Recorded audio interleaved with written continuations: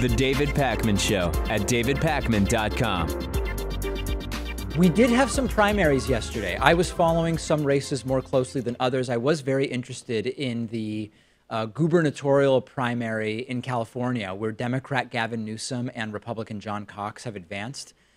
Gavin Newsom, of course, former San Francisco mayor, if I recall correctly, right? Am I missing that? I don't know I think about it's that. San Francisco mayor. And that is a very interesting race. Big picture, you know, I mentioned this on the regular show, Pat. I am concerned a bit about Democratic turnout in the midterm elections, which if there is really going to be an opportunity to stop the Trump insanity, it's people voting in November. And I am not particularly inspired by yesterday's results. It's a little hard to say because, of course, this is just the primary. It's not the general election. Yeah. But it seems like a lot of the incumbents did move on and win their respective primaries. Big names out there like Adam Schiff and Devin Nunes, Dana Rohrabacher, all out of California. Sure. And Dianne Feinstein in the Senate primary, she advances to face either, I think, Kevin De Leon or the Republican there. So that's a little bit disappointing because Feinstein is known as one of these corporate Democrats, someone who is in support of the death penalty, has never seen a war she didn't like, and has been serving for a long time. So you'd think that there might be a chance to get her out of office. I guess we'll have to see in November. Yeah, there was actually big activism happening in California. I think that Cenk and Justice Democrats had a candidate they were running against her, Allison something. Allison Hartson. And, oh man, I don't even know if I should really tell this story, but the conference I went to that I go to in Vegas every every 6 months, twice a year. I went in April, and she was actually, Cenk came with her to speak at the lunch on one of the conference days. I was not impressed. I really wasn't. And I have not gotten involved in that race in any way. And I just, much like you, am not a big Dianne Feinstein fan. But as soon as I saw her speak, I immediately knew, and I knew maybe she was maybe I just needed to look at polls to know she wasn't going to win. But I immediately knew she wasn't going to win. And it's sort of disappointing, but I was very underwhelmed with her. Both the Young Turks and Kyle Kalinske did a lot of segments about her because Allison Hartson currently runs Wolfpack, which is Cenk's political action committee, which is aimed at getting money out of politics. Right. And she's also a Justice Democrat. But I looked at the results yesterday. It wasn't even close. She came in 9th place and got 2% Shut up. She was in 9th place? I figured she would come in 2nd or 3rd just based on Cenk getting involved, but that's not good. That's not good. 9th is not good. So listen, I think that now, by the way, one thing we are doing is I've explained before that in general, candidate interviews, our audience just doesn't like them, right? And when we get pitched a candidate interview before the primary, we have to be really careful because of equal time laws. If we interview one pre-primary candidate, we legally speaking, because we're on broadcast radio and television, we do have to offer equal time to anybody else who wants it. And in the primaries, like for example, that California primary, there might have been 8 people who wanted it. Dianne Feinstein probably would not appear on the program, but those 8 other challengers on the Democratic side might have, and we can't turn 2 or 3 weeks of the show into just interviewing California Senate Democratic candidates, right? As we start to get past the primaries, and a lot of the primaries were yesterday, we now can start doing some interviews of progressive Democrats that are running, because the worst thing that would happen because of equal time laws is that maybe a Republican incumbent wants time, and that would be fine with us. Yeah, I think that would be fine. Do you have any names in mind, some progressive Democrats running across the country who may want to come on the show? No, absolutely none whatsoever. Yeah, no, I'm kidding. We have some people that we're thinking about having on, but I was speaking more theoretically, Pat. Don't actually wanted to call me let on the silence speak for itself. I didn't want to jump in there and save you. Yes. Miss America is getting rid of its swimsuit competition, and it is no longer going to judge contestants based on physical appearance, according to an announcement made yesterday. Gretchen Carlson, who is a former Miss America, former Fox News anchor, she is the chair of the board of trustees of the Miss America organization, and she said, we are no longer a pageant, we are a competition, which of course immediately raises the question, what are you going to compete on if not your physical appearance? And this is actually, even among sort of, what I need to pick my words carefully here, even among egalitarian and enlightened leftists, there are some elements of confusion as to, well, does it become a spelling bee? Do you do a standardized test like a GMAT? Like what is the competition? You know what I mean? Well, they had like the talent portion of the show for some time, but Yes. I think it was obvious to everyone that it really just came to body shape and attractiveness in the end. And even the talent part, it's like, so are you saying what is it that you're making it, right? Like if you make it a writing competition, then it's closer to a spelling bee than to anything that you would call Miss America. If it's a focus on the talent part, it's kind of like the reality show America's Got Talent or X Factor or one of those shows, right? So what they're saying is they're going to be demonstrating their passion, intelligence, and understanding of the job of Miss America as part of the competition. I think this is fine. Like, quite frankly, I never watched it before when physical appearance was what was being evaluated, and I'm still not going to watch it now. I'm just kind of confused by the entire thing in some sort of genuine and honest way. Yeah, I don't think we still have to have the pageant at all. I mean, we can start phasing it out. If it becomes some intellectual competition, that would be an interesting change, I think. I wonder if, the winner this year will be attractive based on, society's normal expectations of what beauty is. Sure. That'll be interesting to see. But yeah, I wonder if it's going to devolve into some sort of like spelling bee or like an aptitude test. And I feel like, in decades past, this was a lot more like interesting to people to watch, especially like the so-called, if Trump might show up, hey. Yeah, I mean, if Trump's going to show up in the changing rooms. But like, I think, men at that time had very few opportunities to see women not wearing too much clothing, right? They could see like Miss America beauty pageant, or they could see the Sports Illustrated swimsuit edition. Sure. And that was about it. But now, because of the internet, even men who want to see that kind of stuff aren't tuning into Miss America. Excuse me, Pat. If I may, Pat is going out of his way to use very, very vague language. Pat's saying now that online porn exists, why do you need any kind of element of beauty in Miss America? Is that, Pat, have I translated? Thank you for the translation, yes. Yeah. I was trying to wordsmith and be careful like you were earlier on in the segment, yeah, but it didn't go so well.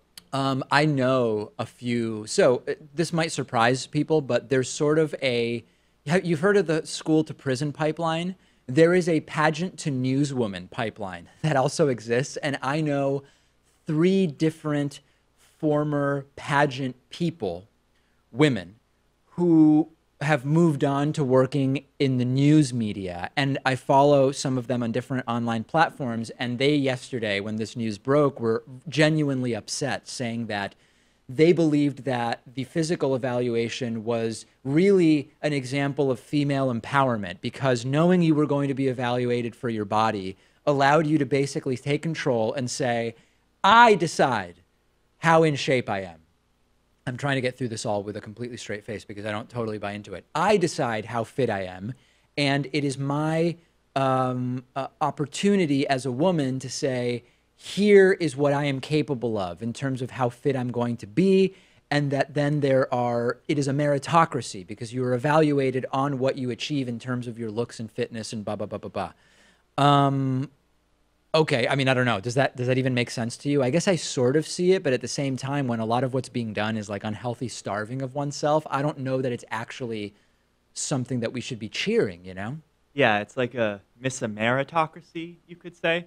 Do you ever see the John Oliver piece exposing Miss America? No. Because they claim to be the largest provider of scholarships for women in the entire country. No. But then when you dig into it, they're offering scholarships to like 3 schools, and apparently like very few people actually take them up on the offer. Oh. And so instead of, offering whatever it is, like $50 million, it turns out they offer $100,000 when you take a look at it. Well, that's similar to the scam. Walmart story we did, where they're now going to be offering schooling for, like, the employee pays just $1 a day, they pay for the rest, but you have to go to one of 3 online schools.